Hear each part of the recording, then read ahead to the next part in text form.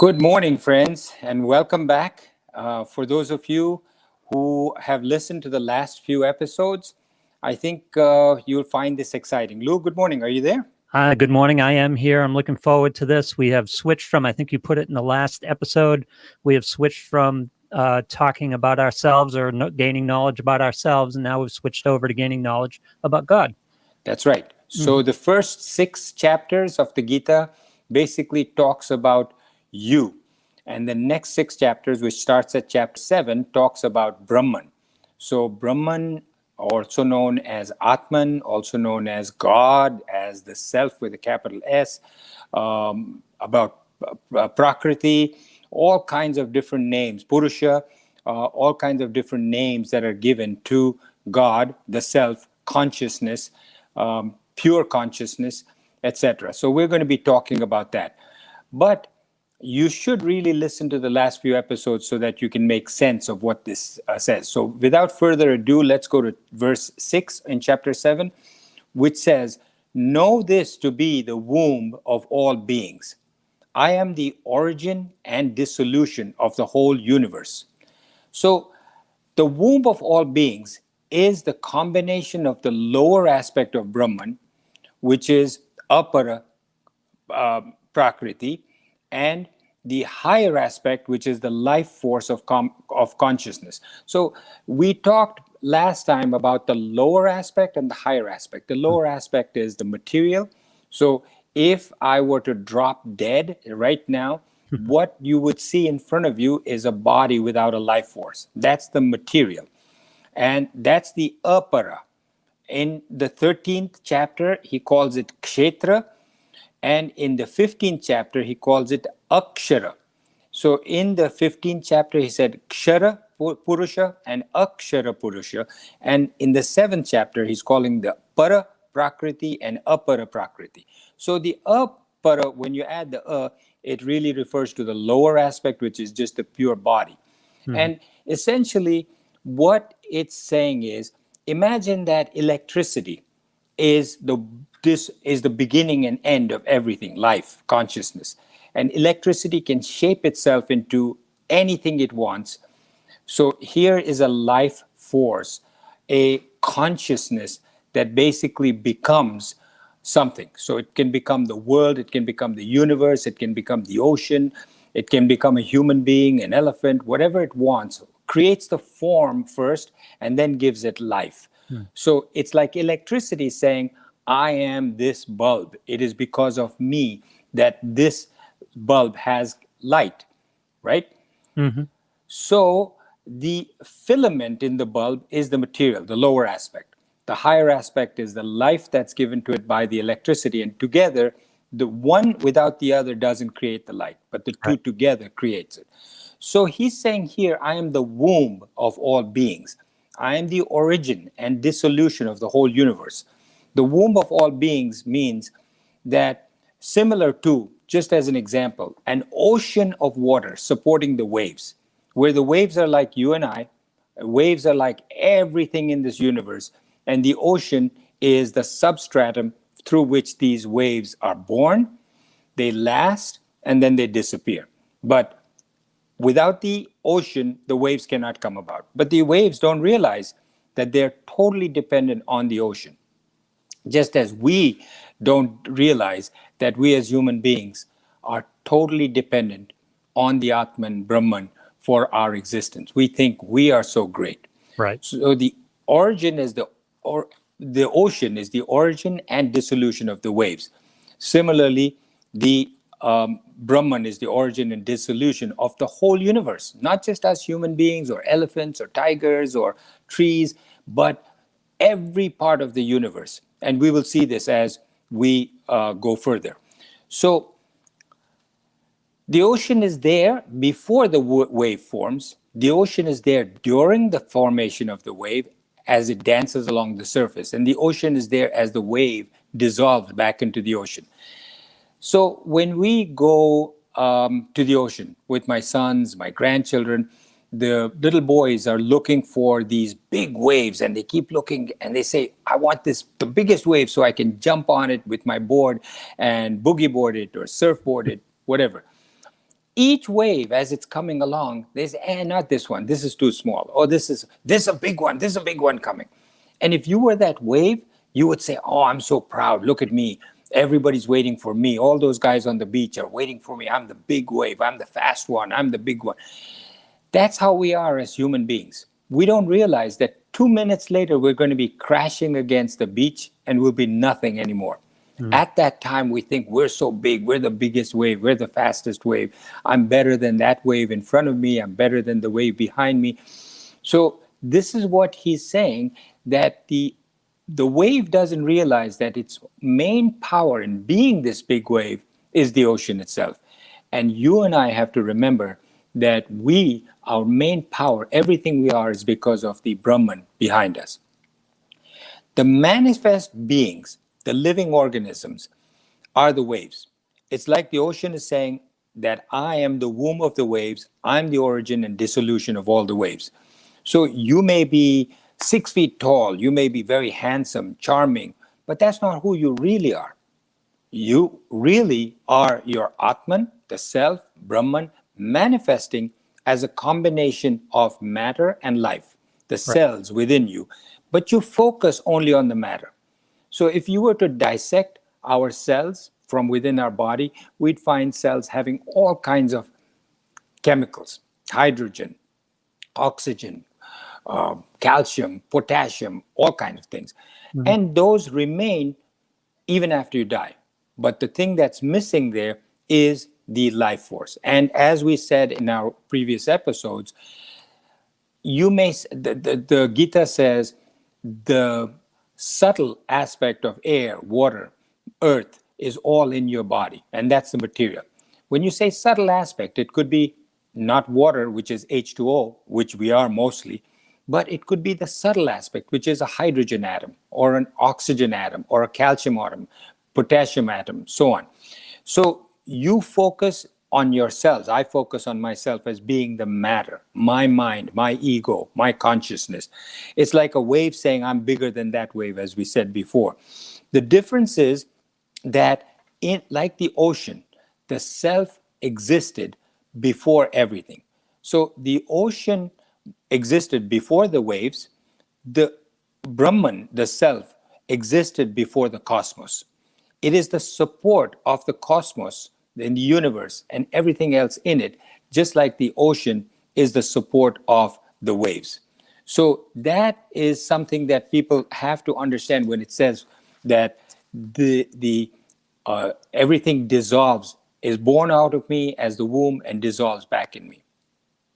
So another example, and just to be clear, the Gita, the Upanishads gives us tons of examples, and we've talked about this before, right? Lou, the rope and the snake. This example. Yeah.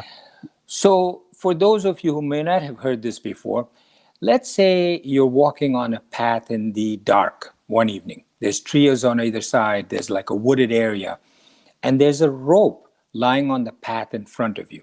But because it's dark, you don't see it as a rope. You see it as a snake. Now, you say, oh my goodness, there's a snake. That one's a big snake. It looks like it's one of those poisonous kinds. Looks like a cobra, right? Yeah. You're scared and you back away until you reach into your pocket, bring out your phone or whatever it is that you have, a flashlight, and put it on, and you see with the light that this is not a snake, it's a rope. Mm-hmm. Now, the snake disappears and the rope is present. So this is a very good classical example that the Upanishads and the Gita gives us, that the example of the snake and the rope. Did the rope cause the snake? No. Obviously not, right? Because that was created in your mind. It was created in your mind because of what is known as misapprehension. Apprehension means understanding or grasp. Yep. Misapprehension means misunderstanding or wrongful grasp of this concept. You misunderstand that, you misapprehend that rope to be a snake, and therefore you see the snake. The rope had no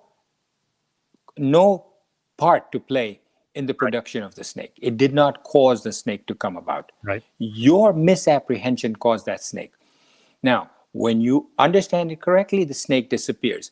But in essence, if the rope had not been there, you would not have seen that snake Right. in your mind. True. Similarly, the Brahman, Atman, the life force that causes all of this to come about, is in essence the rope. Through that, it manifests itself as the earth or Mars or Venus or you or I. And it manifests by producing first the raw material, the lower aspect, and then injects it with itself, consciousness, so that we become alive, right? It's like a science fiction movie. To tell you the truth, when I see some of these, I have seen many of these science fiction movies and stuff like that. It's exactly like that. And here it is. This is what we're calling God. Yeah. God first creates his own being by saying, okay, here's some hydrogen atoms, here's some potassium atoms, calcium, creates a body, and then poof, puts a life into it himself, consciousness, and now you become a person, a real life person. So that is your ignorance of the rope, which your lack of seeing it as a rope makes you think of it as a rope.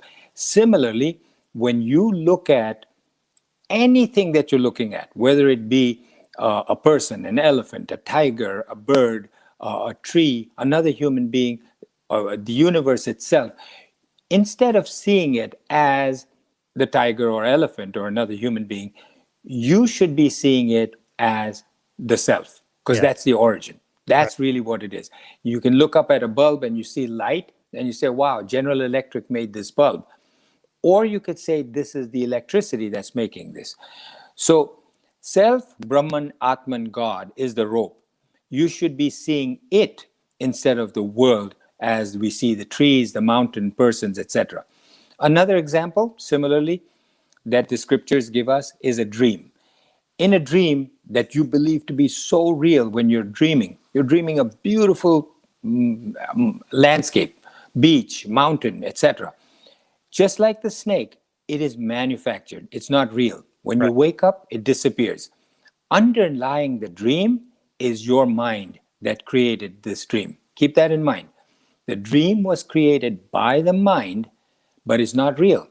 Just like the snake was created by the rope, but the snake was not real, the dream is not real. The mind is real in that sense. So the Atman, the self, is real, and that's what we have to keep in mind. Now, what we perceive often is the combination of stimulus and what our mind interprets to fill in the holes in the stimulus, because the mind is there to figure things out, right?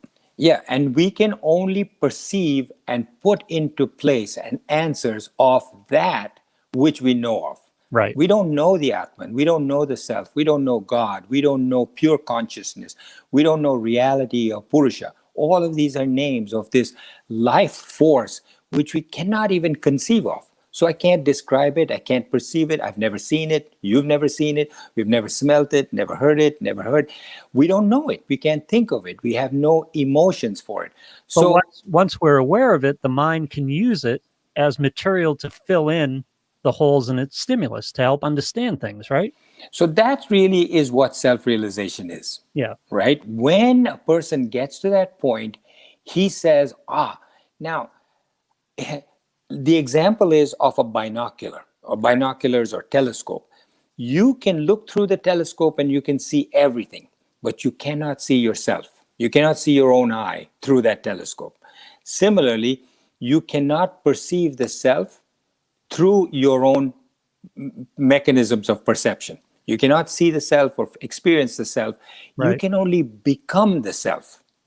There's a difference. But what you're saying is on the right track, Lou, but you cannot actually, it's not like you say, oh, now I know, and now I can go. You can't. You can become. You can't know it. You can't perceive it. You cannot conceptualize it. You can only become it. It's like the river saying, I know the ocean into which I'm going to go. You don't.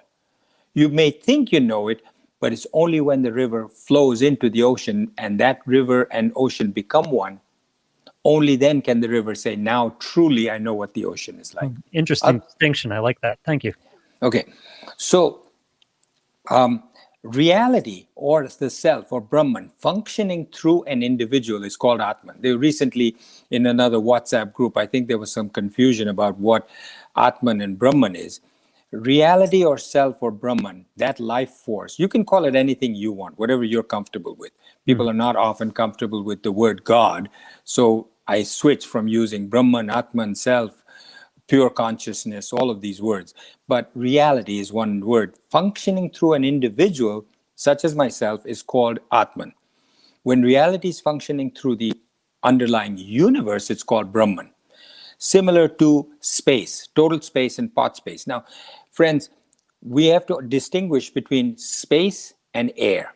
Okay? Air, a space is, let's say, a vacuum. If imagine that there's a vacuum out of this earth, when you go past the atmosphere where there's no air, the space between two planets is space. There's no air there. Whereas if there's air inside a balloon or a pot, there's air there because it's got oxygen, it's got carbon dioxide, etc. Might even have some impurities in there, but space has no impurities. Right. So the distance between two things is space. What's the space between this? 2 feet of space. So if you have an open pot that has no lid on the top, there is space inside. It may be air or there may be a vacuum, but there's space. Outside, from outside of the pot till the universe, till infinity, there's space. The space inside the pot is called pot space. We call it pot space. But the space outside is called universal space. Space is space. The only difference is because of the container of the pot, we're calling it pot space, right? Yep. So pot space is no different from the total. It's the same. So similarly, there's Atman inside our pot, which is the body, and Brahman, which is outside, which is the regular outside space. So that also brings into question the same discussion we were having on this WhatsApp group, where they said, well, the soul, when it leaves the body, it's like a wisp of smoke that sort of travels up and goes out into outer space, joins up with Brahman. Again, misconception. Brahman is everywhere. It's omnipotent. It's all around us. It's not one location in a heaven up in the skies. Right.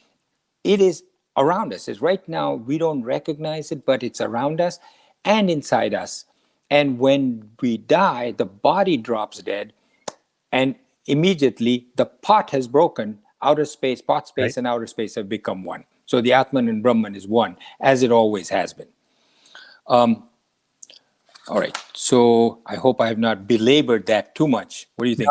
No, I like the pot, and I like the pot metaphor for this because it says it so nicely, because the space inside a pot has a certain functioning characteristic, but it is part of the bigger space, all of the space, and it doesn't go anywhere when the pot breaks. It just returns. It's just part of space. Yes, correct. Yep. So we've given 3 analogies here. One was about the ocean and the waves. We gave the analogy of the pot and the space with the pot. And the third one was... Sorry? The rope and the snake. The rope and the snake, yes. Yeah. Now here comes another one. Consciousness. Now, consciousness is everything. So we're going to do this again and again in the next few verses, because it's sort of a concept that you must get inside as to what Brahman is. Consciousness allows you and me to use our mind, our body, our perceptions, our intellect, our ego, correct? Yes. Consciousness allows me, just to use one perception, which is hearing, allows me to hear. Without that consciousness, if I'm unconscious, I don't hear. The sound waves go through my ear, but they don't become conscious to me. Right. The mechanism works, but the consciousness interprets. Correct. Yeah. Now, you may say, yeah, you're not conscious, you're unconscious. So of course that you won't hear. So let me give you another example. Let's say I'm sitting here and my wife is calling out to me and saying something, and I'm hearing her. This happens a lot, by the way. Good thing she's not here. Yeah. But she's saying something to me, and she says it again and again, and I truly don't hear her. Right. What does that mean? I hear her because my tympanic membrane, my ear, hears the sound wave falling on it, the sound waves are carried up to the region in my brain that listens, but the consciousness doesn't allow itself to listen. Let me try to answer. Okay. That's part of the static of stimulus that comes into your brain, comes into your mind. You're getting all that stimulus. The consciousness is what decides what it pays attention to. Okay, Yeah. good. So it pays attention to it. It is conscious of it. But we get a lot of stimulus that we don't pay attention to. We're bombarded by stimulus all the time, and the mind and the consciousness filter it out. That's its job. So, Lou, you remember when you and I first started, we talked about Memoirs of a Psychiatrist, Yeah. and we were talking about how I hypnotized people to remember things. Yes. So in those episodes, friends, many of you may not have looked at those tapes or videos, but there was a time when I was in my early 20s, I worked with police to solve crimes. And they would say this was a witness to something. He saw a car and we want that license plate number. Right. And the man, before I hypnotized him, would say, I have no idea, no memory. So no consciousness, okay, no conscious memory of a license plate. I didn't even see the license plate. And like Lou was saying just now, he saw it, but he doesn't remember it. He didn't remember it. Stored in his mind, as I proved by hypnotizing a person and again, and bringing back things that he had no conscious memory of, Right. Remembering. So months later, under hypnosis, he could give us an exact license plate number, which we use then to catch the murderers, bank robbers, etc. And that man might have told you at that time. It may have happened where he has said, "I didn't see the license plate number." And he says I don't remember it. I didn't see it. That's right. So he Yeah. says, I didn't even see it. Just like I might say to my wife, I didn't hear you. You didn't say anything. Right. Yes, I did. No, you didn't. I didn't. I was sitting right here. I didn't hear you. Consciousness was not there. Mm-hmm. The ears were working. The auditory nerve was working. Everything was there, but you did. It's like saying, go look for your shirt. Say, I looked. I didn't see it. Right. It's right there. How come you didn't see it? You saw it, but your consciousness didn't allow you to register that. So I don't want to use this whole time talking about that. I think we all get the understanding. So consciousness is everything. And that consciousness is God. That consciousness is Brahman. That consciousness is Atman. That transforms itself into many different things, including life. So in one of the verses that we're going to be speaking about soon, consciousness is supposed, life, Atman, is supposed to be a string on which a row of pearls is strung to make a necklace. The string is there. That's the Atman. That's the Brahman. It supports the necklace, the pearls, the gems. Without the string, there would be no necklace. Mm-hmm. So similarly, consciousness is the support of the whole universe. Similar to the ocean being the support of all the waves in it. In your own life, what is backing your experiences is consciousness. You're conscious of sound. Sound enters your ears, but if you're not conscious of it, there's no sound to you. Right. So consciousness made you aware of your dream, as we said before, deep sleep, waking.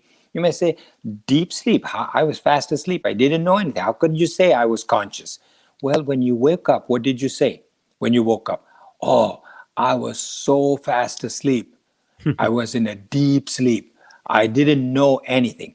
That alone is consciousness of your deep sleep. Right. So your consciousness of waking, and you're aware, I was a child. Yes. I was a young man.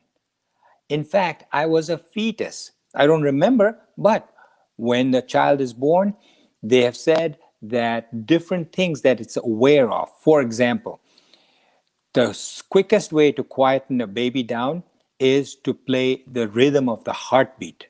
Oh, yeah. So a baby's crying, and you play the sound of the heart, which goes tup, tup, tup, Yep. tup, tup, tup, tup, tup, and the baby calms down. Why? Where were you 25 years ago when I had my first child? Yeah. So babies, the fetus heard the sound of the heartbeat of the mother. That's the only thing it could hear that. It could hear the mother reciting. In China, there have been examples of how they read things to the child during the 9 months again and again and again. And when the child is born at a very early age, it can recite those things. Mhm. So as a fetus, that consciousness is there. As a young man, you say, I'm a young man, I'm an old man.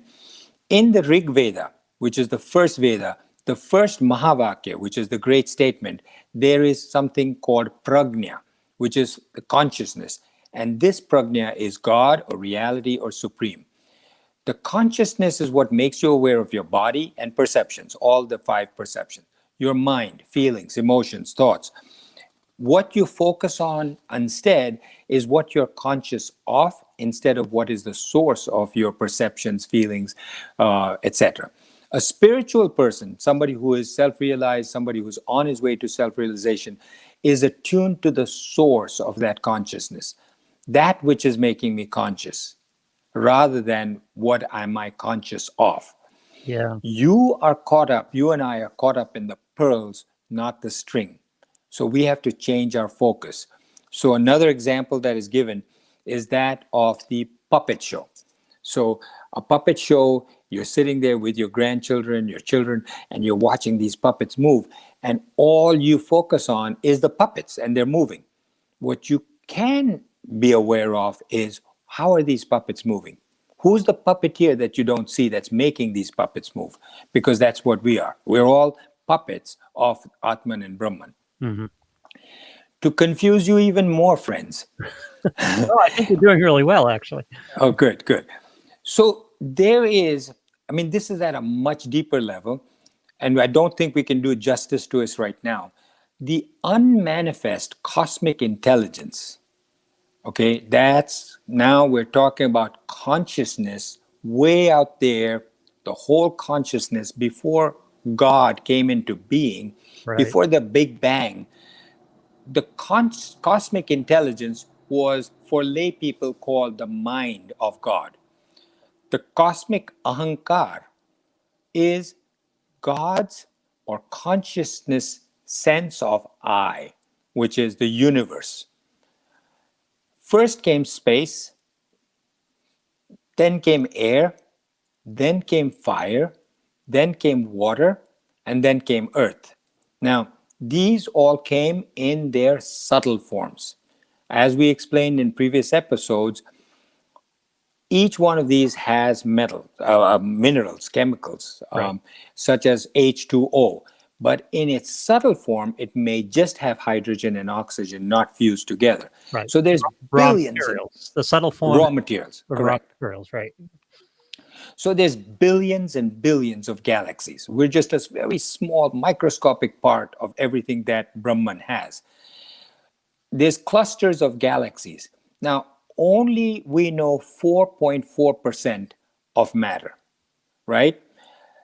There's 25.6% dark matter, which is unknown and not seen, and 70% is dark energy. So essentially, to make 100% of the whole universe, all we know of is 4%.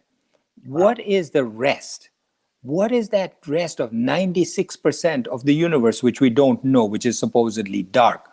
So, avyakta prakriti, which is unmanifest consciousness or cosmic force, produces and becomes cosmic intelligence, which has no form.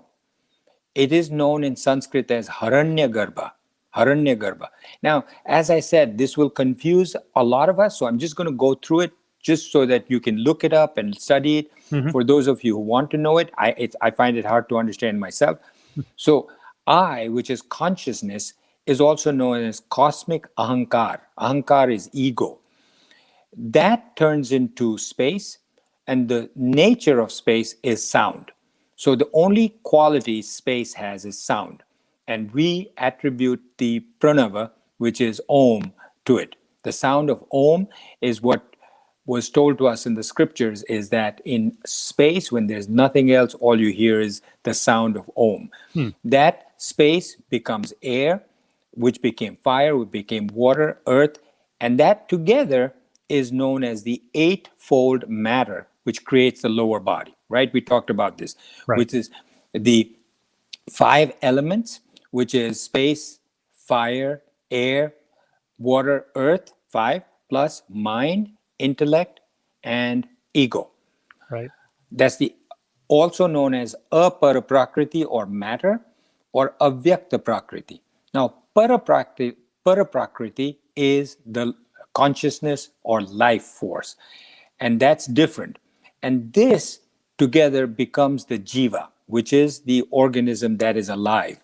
It holds the entire universe like a necklace, like a string. And the subtlest of all of this is the witness, which is the Purusha, or another name for Paraprakriti. So only when consciousness joins with matter, you get life. But Brahman essentially has two components, the lower and the higher, matter and consciousness. And when they join together, they form life. Life holds our body together. Without life, our body falls apart. Life holds our universe together. If there were no Atman or Brahman, we would have no universe. Right. The cells in our body are all chemicals, yet they're so different when they're alive. The body can be sitting there, but if life has left, it's not alive. It's like electricity in a bulb. So there, chapter 7, verse 7. So this was verse 6. We've only finished one verse, Lou. Do I have time for one more quick one? Yes. Okay. So verse 7 says, there is naught higher than me, with a capital M. All this is strung on me, with a capital M, as rows of gems on a string. The I within each one of us, within you, within me, is called I. It's there with you at every second of your life, from birth to death.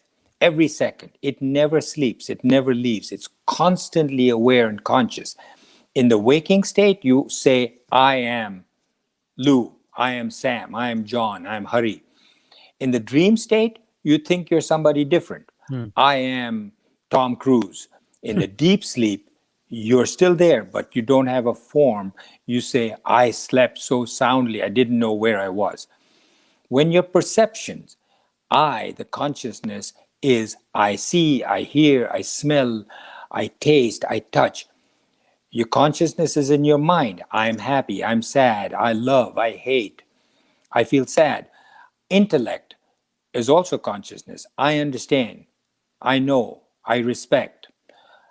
In childhood, consciousness says, I am a child. In adolescence, I am a young man. In old age, I'm an old man. But I is everywhere at all times. Mm-hmm.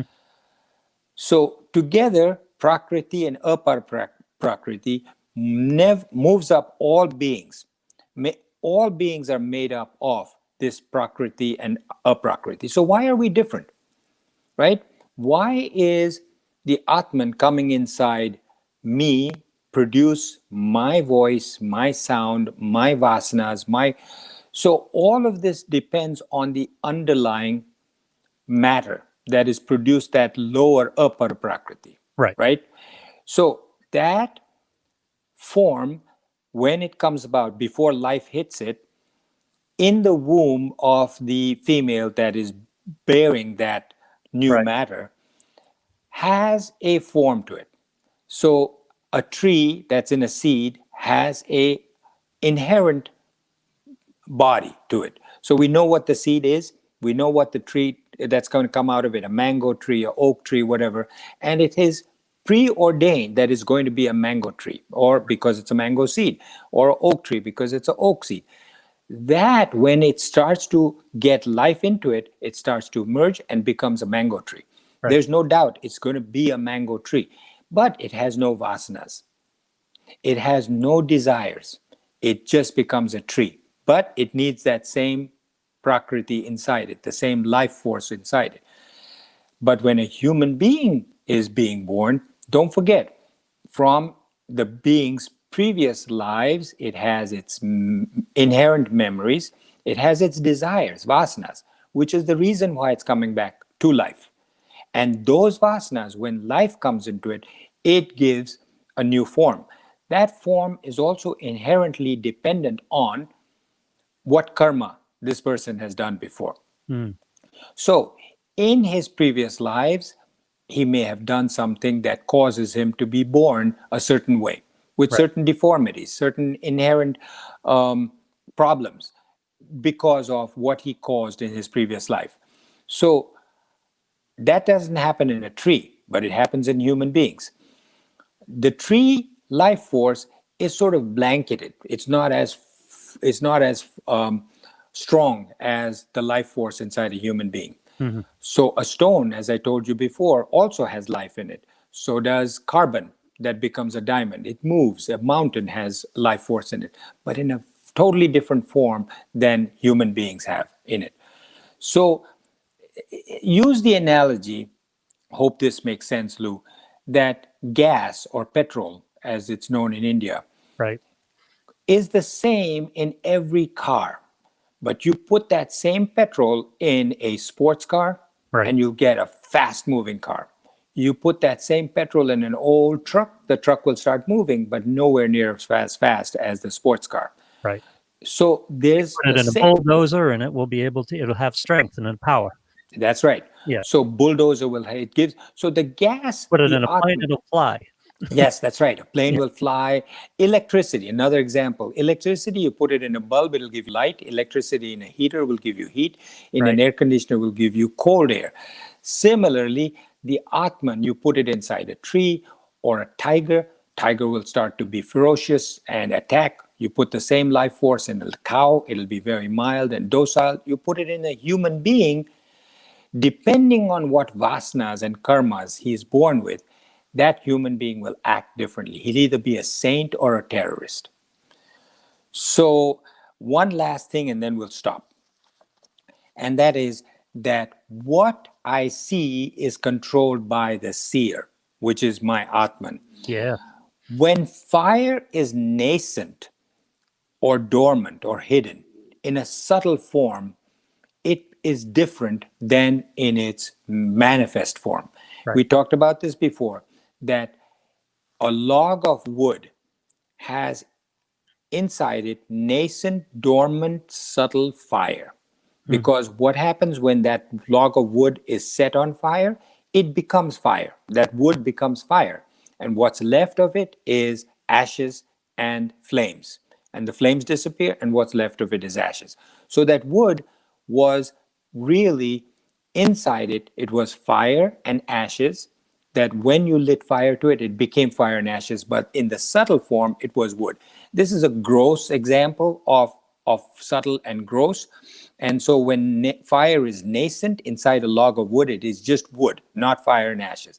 When the wood becomes fire and ashes, similarly, Brahman becomes Paraprakriti or Aparaprakriti. So Sagun Brahma is Brahma with form. Even a blade of grass is Brahma with a form. There's nothing in this world that is different from Brahman. Right. So Samagra Roop of Brahma is formless. And Sagun Brahma, which is like a blade of grass or a fire, it's Brahma with a form. So I'm sure, friends, some of this will be unfamiliar to you and difficult to grasp the first time. If you listen to this again and again, it will make a difference. But if you don't listen to it, believe me, the seeds are there inside you now. And as we go on further, each one of these things will make more and more sense to you. Right. We go back on these themes a lot in the Gita. That's what I'm learning so far. So if you missed on this right now, kind of absorb it and walk with it, and you'll get more that will help it become more clear to you as we go on. So thank you all, and I'll see you next time.